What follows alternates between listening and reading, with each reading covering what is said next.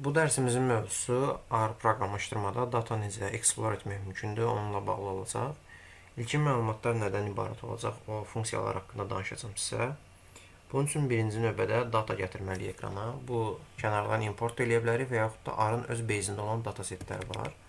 Onlardan biri Air Quality datasetidir, hansı ki Datasets adlı paketin daxilindədir. Bu data New York şəhərində olan hava keyfiyyəti haqqında məlumatı özündə ehtiva eləyir. 1973-cü ilin sentyabrına qədər, mayından sentyabrına qədər olan data burada yer alır. Əgər ekrana yazsaq və run etsək, konsolda bu formada göstərəcək. Bizə lazımdır ki, onu biz environment bölməsinə tanıdaq datanı. O halda qarşısına data qeyd edirik və mötərizəyə alırıq. Bundan sonra environmentda tanındı data. Hansı funksiyalardan istifadə etmək mümkündür? Birinci funksiyamız olacaq dim funksiyası. Bu bizə dimension'ı göstərir datamızın. Daxilində yazsaq Air Quality datamızın adını göstərir ki, bizim üçün 153 sətir və 6 ədəd sütundan ibarətdir. Buradan da göründüyü kimi. Bu sətir və sütun sayına ayrı-ayrılıqda baxmaq istəsək, nrow funksiyası var. Number of row anlamına gələ bilər.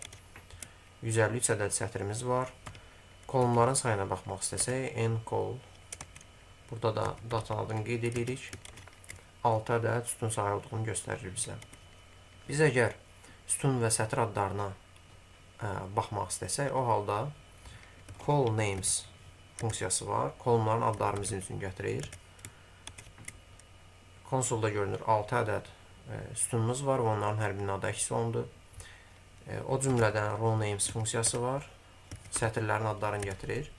Bizdə indi sətir adlandırma olmadığı üçün belə olan halda sətirlərin dayandığı sıra nömrəsini bizim üçün gətirəcək. 1-dən 153-cü saya qədər.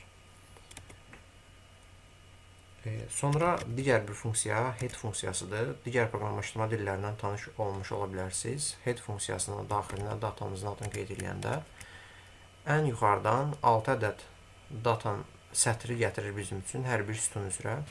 Biz əgər 6 yox, bu defaultunda 6-dır. 10 dənəsinə baxmaq istəsək, o halda n parametrini daxil edirik və yazırıq 10. O zaman ən başdan 10 ədəd sətri bizim üçün gətirəcək.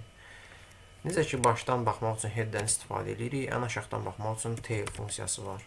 Burada da by default olaraq 6 ədəd sətri gətirir bizim üçün ən axırdan. Dəyişmək istəsək, eyni qaydada n parametrini daxil edib rəqəm verə bilərik. Növbəti funksiyanın adı str-dır. Bu str burada string mənasına gəlmir. Structure sözündəndir. Strukturuna baxırıq datanın. Strukturuna baxdıqda göstərir ki, bu data frame-dir. 153 sətir 6 dənə sütun var. Sütun adları bizim üçün göstərir. Hər sütunun data tipi nədir və onların içində olan dəyərləri üzdən bir neçəsini bizə nümayiş elətdirir. Str kimi digər bir funksiya da var. Bu glimpse-dir. Glimpse-i mən yazdıqca mənə təklif eləmir RStudio. Bunun səbəbi nə ola bilər? Ona baxmağımız üçün gəlin tamamlayaq bu skripti və run eləyək.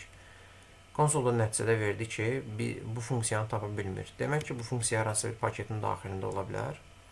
Bunun üçün biz gedirik help bölməsinə və bura yapışdırırıq nəyi? Glimpse funksiyasının adını. Və bizə göstərir nəticədə glimpse haralarda mümkündür ki, görək. Burada göstərir ki, datanı gətirmək üçün, glimpse etmək üçün belə bir funksiya mövcuddur və o funksiya dplyr paketinin içində yerləşir. O səbəbdən paket tərəfə keçid edirik və burada həmin paketin adını qeyd edirik. Dplyr görürük ki, aktiv deyil. Bu grammardır. Data manipulyasiya üçün istifadə olunan bir paket hesab olunur. Aktivləşdiririk bu hissədən və yenidən sonuncu funksiyanı run edirik.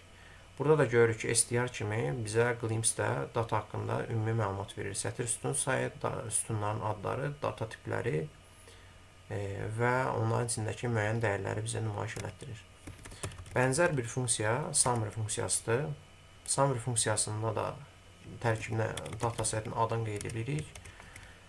Bizim hər bir datamız hazırki datasetdə sütunumuz, daha doğrusu nümerik dəyər özündə ehtiva elədiyi üçün hesablama qaydası, nümayiş qaydası bu formada olacaq. Minini, maksimumunu, median, min, birinci kvartal, üçüncü kvartalını bizə göstərir. Yox, əgər fərqli data tipləri də olsaydı əgər bizim datasetdə, o halda fərqli cür nümayiş elətdirəcəkdir. Növbəti dərslərdə onlarla da tanış olarıq.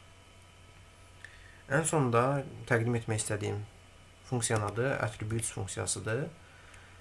Digər yuxarıda göstərdiklərimizi müəyyən qədər fərqli formada göstərir. Hamısını bir yerdə. Bunun üçün attribute funksiyasının içində datasetin adını qeyd edirik və nələri gətirdi bizim üçün? Sütunların adlarını gətirdi. Yuxarıda baxmışdıq fərdi olaraq. Data setimizin data struktur tipini göstərir. Data frame'dir. Data frame'dən əlavə olaraq RStudio'da vector, list, array, matrix və o cümlədən data frame, data struktur tipləri mövcuddur. Və sətr adlarını gətirir bizim üçün. Adlandırma yoxdur. Dedik ki, ona görə də sətirlərin sıra nömrəsini bizim üçün gətirir.